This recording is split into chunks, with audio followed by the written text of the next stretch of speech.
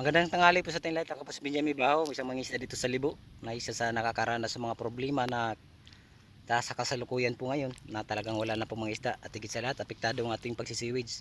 Sa ano pong kadahilanan? Sa mga patuloy na pag-iligal ng ibang mangingisda na walang habas na nagsisira ng ating mga corals.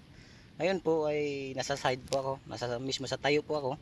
Yung pinsala, mild pa lang po itong kukunan po natin. Pero pagdating natin kamera, medyo mahaba-haba po ating kukunan. Yung mga pulo na talagang totally apektado. Down na po, talagang namumuti at talagang sirang-sira na. Ito po yung malapit sa akin sewage. Inuna ko po ito sapagkat nakakasugat na naman aking sewage. Ay ito po ang patunay na talaga pong patuloy. Ngayon po natin sasabihin kung anong kaya natin gawin at ano pa dapat na dapat pang aksyonan.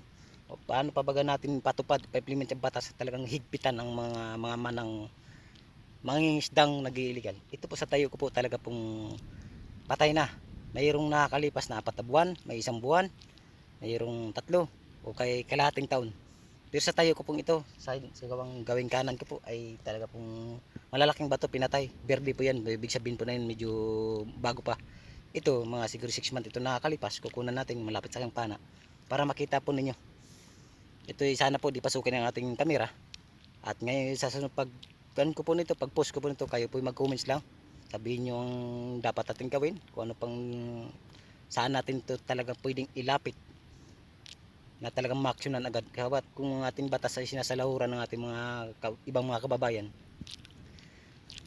ay talaga pong patuloy ang pagkasira nito. Kung hindi po natin kilusin ng mga dapat pa nating gawin na dapat maproteksyonan ng ating mga corals na pinagkukunan ng pagkabuhay nating mga isda, baka sa bandang huli na po wala na po. Ito na lang po ang tanging hindi pa masyadong sira sa malapit sa mga katauhan sapagkat marami laging tao pero talagang nakakalusot pa rin po. Pero sa mga gawin ibang mga pulo diyan talagang totally patay na po. Kaya po di magkakaiging ating seaweeds.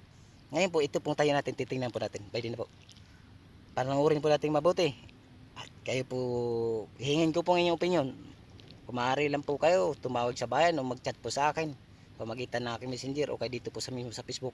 Mag-comments lang po kayo. Ito po. Umpisa na po natin, sana hindi pasukin ng ating cellphone. Cellphone lang po ito. Pero sana magkakaigin.